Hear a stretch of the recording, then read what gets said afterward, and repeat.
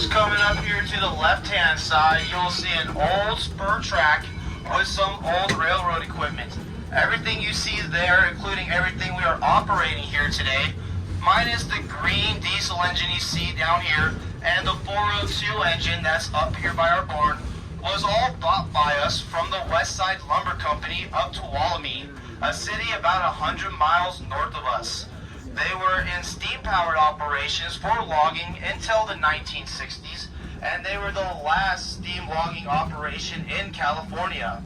When they closed down shop and scrapped all their equipment, we went up there to bid on it, won the bid, brought everything down here, and laid the tracks on the oldest rail bed that the Madera sugar pine used.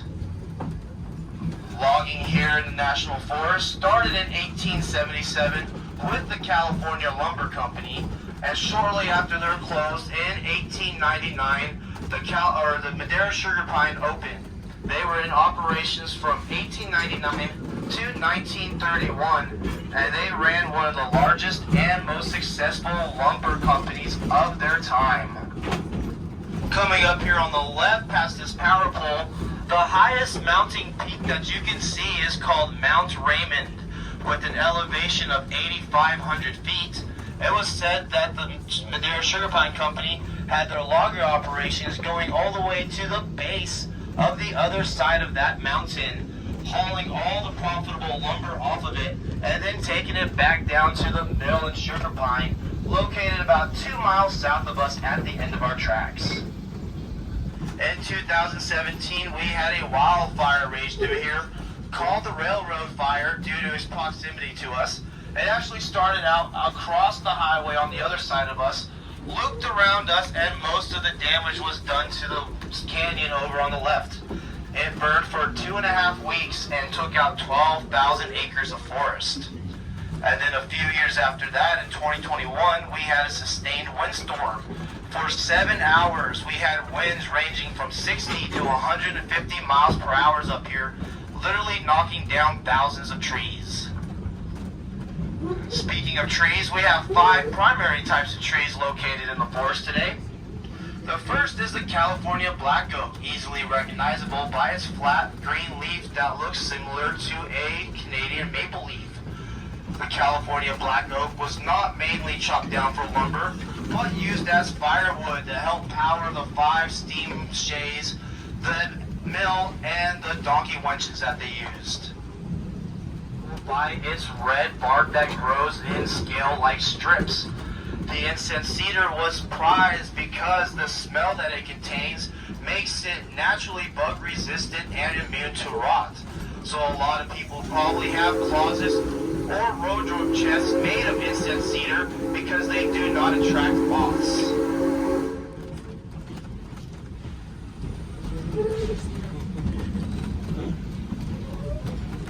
This curve we're coming into is called Horseshoe Curve, named because of the shape of a horseshoe. It was dug out in 1908 by a Chinese labor force. It took them 2 months to dig out using nothing but picks and hand shovels, utilizing wheelbarrows, and sometimes horse-drawn wagons. If you guys want to get a good judgment of how much dirt and work was had to be used to do this, all the dirt is still piled on the left-hand side of the train underneath all of the underbrush. We have a great picture inside of our station gift house, and one of the postcards that you received actually has this curve pictured in around 1910 with the lumber company still using it with none of this underbrush here, so you can get a real good idea of these huge mounds.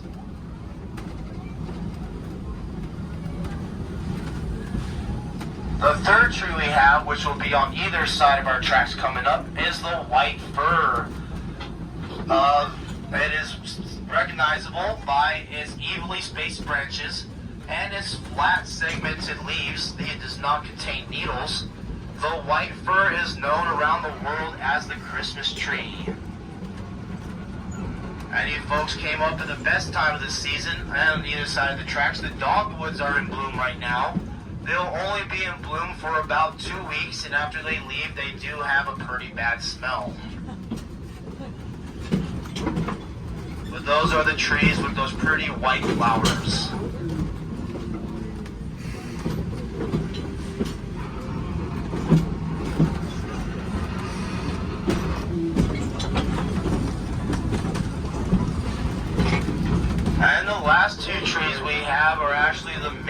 prized trees by the lumberjacks of the time.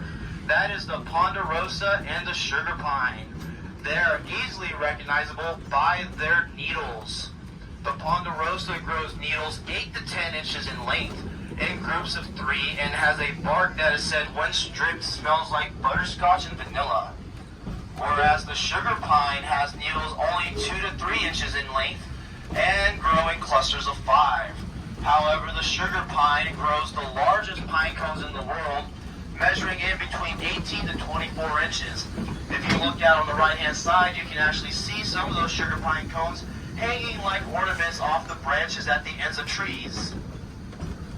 When green and full of sap, those pine cones can weigh 4 to 4.5 pounds. So they are like little missiles falling from trees. Yes, we do not grow grass. Instead, we grow this thick green foliage everywhere called bear clover. Though the mountain men had a totally different name for it. They called it mountain misery.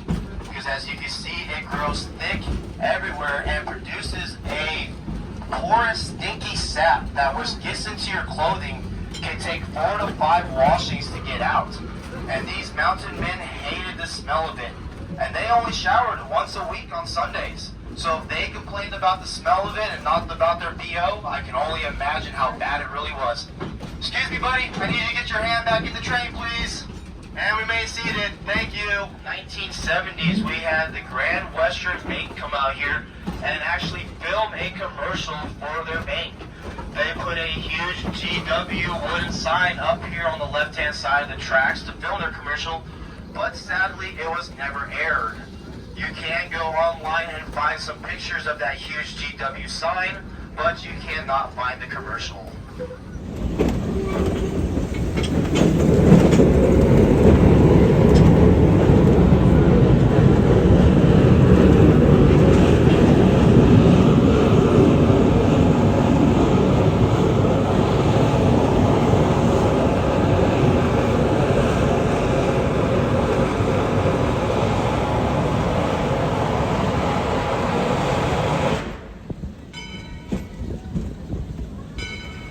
What the train was doing right there was a blowdown.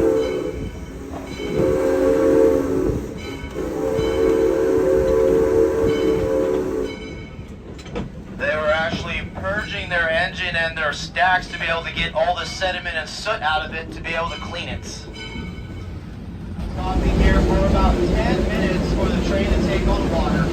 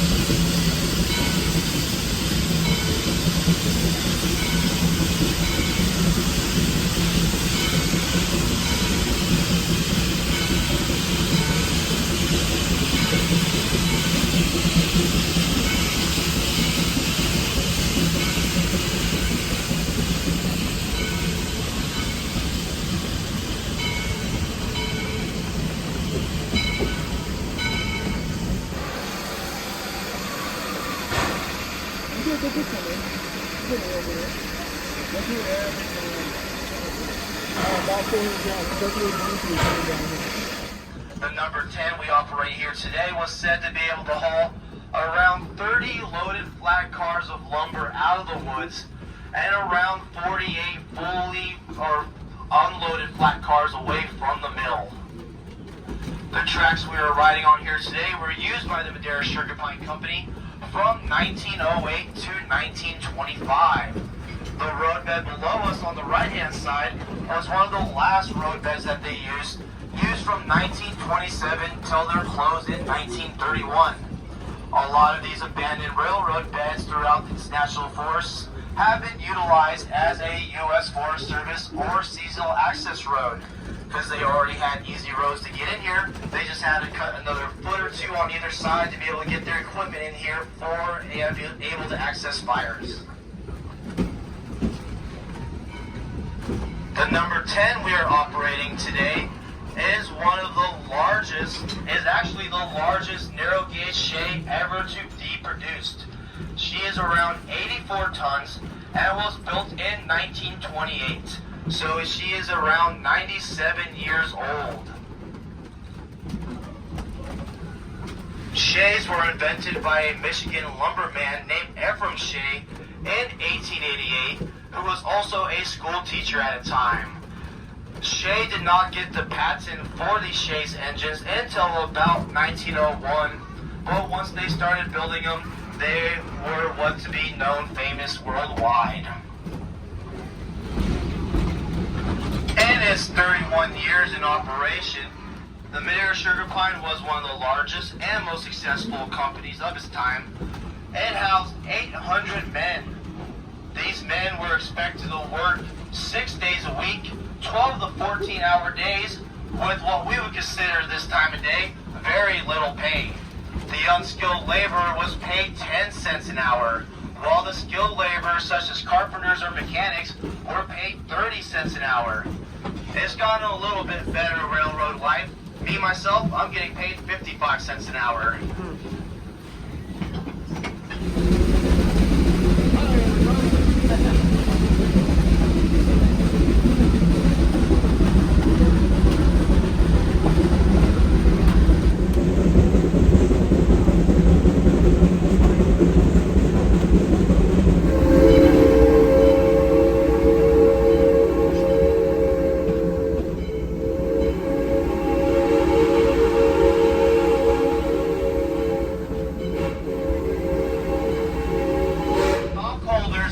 Sugar Pine Company had decided it was no longer financially responsible to remain open. So on a cold and dreary November day, after the last of the logs were processed through the mill, it is said that the mill foreman had tied down his whistle for 10 minutes, not only signifying the end of the operations, but the end of a way of life out here in the valley.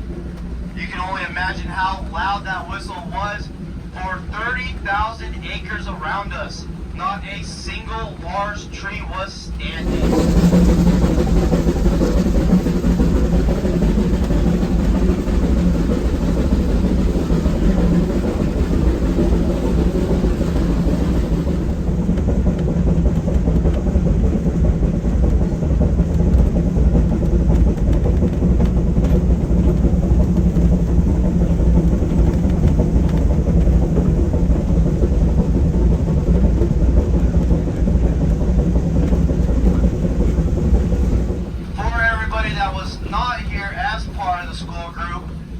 Have gotten a couple postcards and a comment card. Those postcards, if you fill those postcards out and throw them into the black mailbox in front of the station house, we will mail those out for free to you anywhere with the 50 states in the United States and including internationally. As long as the address is right, it will get there. There you go. And for those comment cards, if you guys would like to tell us how we did today, my name was James, I was your conductor, and if by any chance you guys did not enjoy the ride today, my name was Frank, and James was never here.